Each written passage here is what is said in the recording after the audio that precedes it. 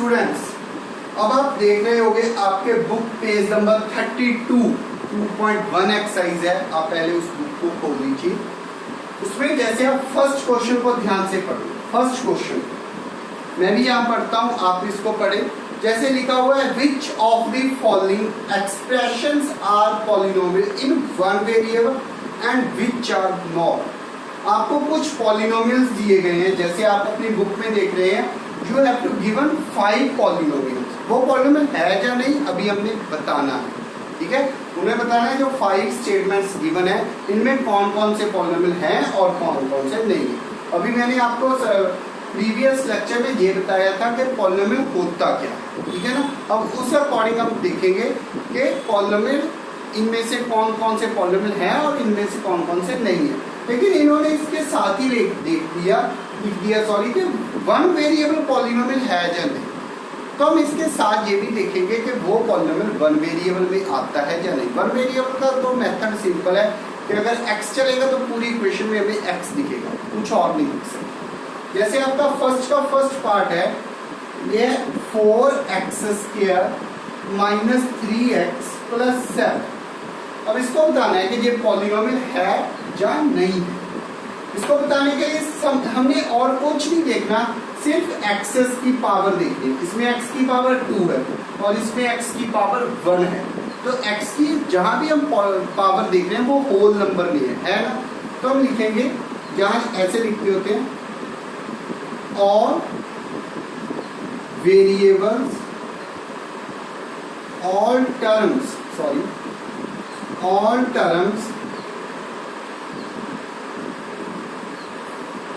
variables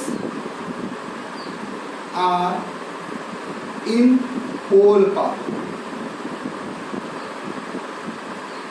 हम लिखते हैं all terms में वेरिएबल की कौन सी पावर है, होल मतलब पूरी पावर है। तो therefore given expression is one variable polynomial। ऐसे लिखो, ठीक है ना। मतलब जो जस्ट में आएगा उसमें ये सिमिलर दोनों में ऐसे दो लाइंस ऐसे लिखी जाएंगी कि इन ऑल टर्म्स में वेरिएबल सबके सब होल पावर में दिख रहे हैं, इसलिए ये वन वेरिएबल को वन वेरिएबल जो ये वर्ड डाला है ना मैंने वन वेरिएबल, ये इसको देखकर डाला है कि x ही चल रही है और कोई नहीं चल रहा, ठीक है। मतलब सबसे पहले अगर पॉलिनोमियल डिक्लेयर हो जाए तो फिर साथ ही देख लो कि वन वेरिएबल है या नहीं।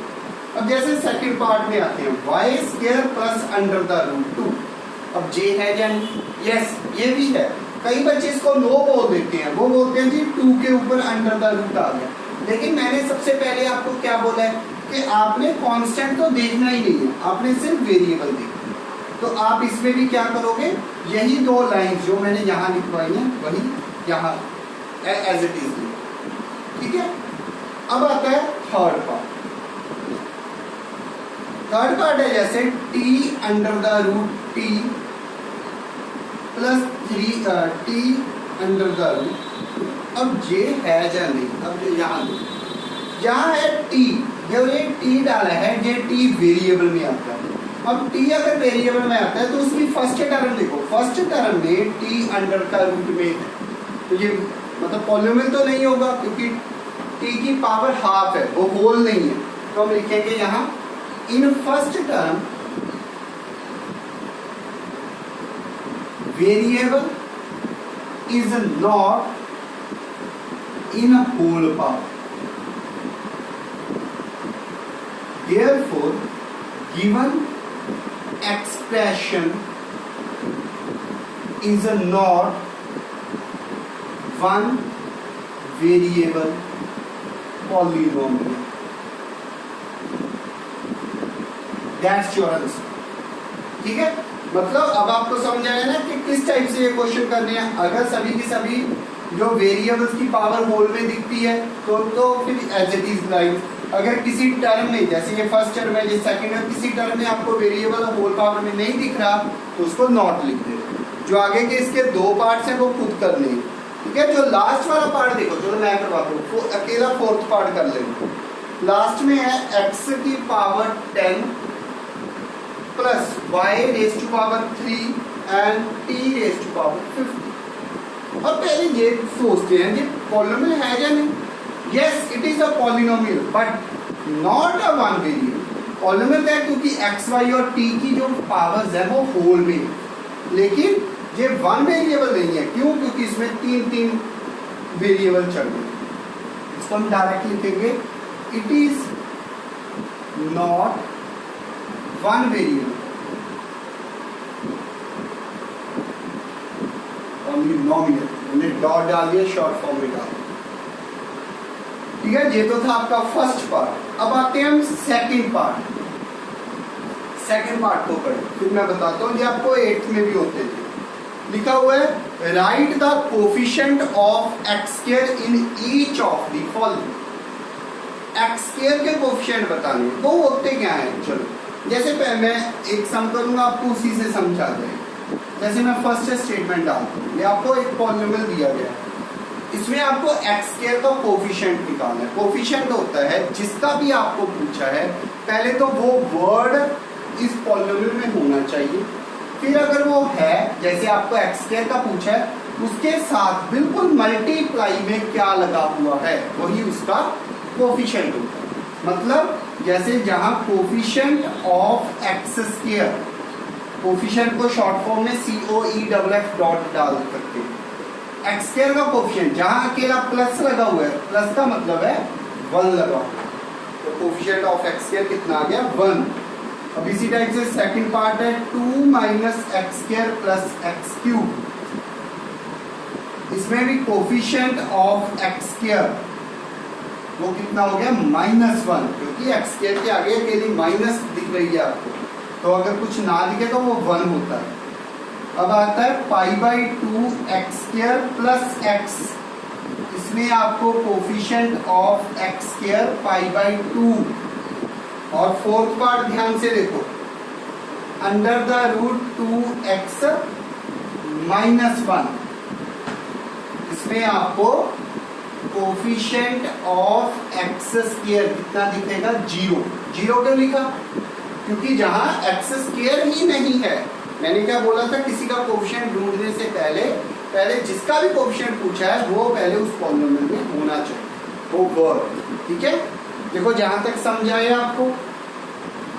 अब आते हैं थर्ड पार्ट। थर्ड पार्ट करने से पहले एक छोटा सा पहले समझो, ठीक है, उसके बाद ही हम कर पाएंगे थर्ड पार्ट।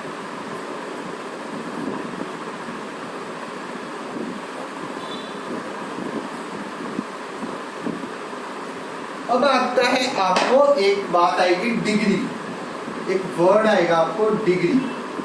डिग्री होती क्या? डिग्री का मतलब होता है किसी भी पॉलिनोमियल की हाईएस्ट पावर, तो जो पावर होती है वो बड़ी से बड़ी, हाईएस्ट पावर। ठीक है, इसको हम डिग्री बोलते हैं। ठीक है, जैसे आपको थर्ड क्वेश्चन है, थर्ड क्वेश्चन में आपको एक बाइनोमियल डिग्री 35 पॉलिनोमियल बनाना है। आपने शायद 8th में भी पढ़ा है कि बाइनोमियल होता है 2 टर्म्स का, अगर मोनोमियल हो वो 1 टर्म का होता है। आपको बाइनोमियल ऑफ डिग्री 35 बनाना। इसका मतलब क्या? आपको सिर्फ 2 टर्म्स बनानी है जिसमें बड़ी से बड़ी पावर 35 डिग्री। कैसे ही बना सकते हो, जैसे x की पावर 35, ये होगी फर्स्ट टर्म, और इसके साथ आप कुछ भी लगा दो, जैसे 1 लगा दो, और ये होगी 2 टर्म, और 2 टर्म्स को हम क्या बोलेंगे? बाइनोमियल। डन। अब आओ, इसके साथ ही एक बोला है आपको उन्होंने मोनोमियल ऑफ डिग्री 100 डिग्री का मोनोमियल। मोनोमियल मतलब एक ही टर्म, चाहे ये एक्स रेंज का, तो ये आपका क्या आ गया? आंसर आ गया। तो सिंपल क्वेश्चन है ना ये, क्या? ठीक है, नोट कर सकते हो आपकी नोटबुक्स। अब आओ आप फोर्थ क्वेश्चन। अब आप फोर्थ क्वेश्चन को ध्यान से देखो। फोर्थ क्वेश्चन को अगर मैं पढ़ूं तो वही बात है, मुझसे डिग्री पूछी गई है। आपको कुछ पॉलिनोमियल्स गिवन है, उसकी आपने डिग्री बतानी है। ठीक है, आपने उस पॉलिनोमियल की बड़ी से बड़ी पावर बतानी है और कुछ नहीं। जैसे फर्स्ट पार्ट देखो, 5x³ plus 4x² plus 7x। आपको सिर्फ इसकी डिग्री बतानी है। मैंने यहाँ स्पेलिंग थोड़ी सी मिस्टेक कर दी। तो जहाँ डिग्री बतानी है आपको, तो डिग्री कितनी होगी इसकी 3, क्योंकि बड़ी से बड़ी पावर कितनी दिखती है 3।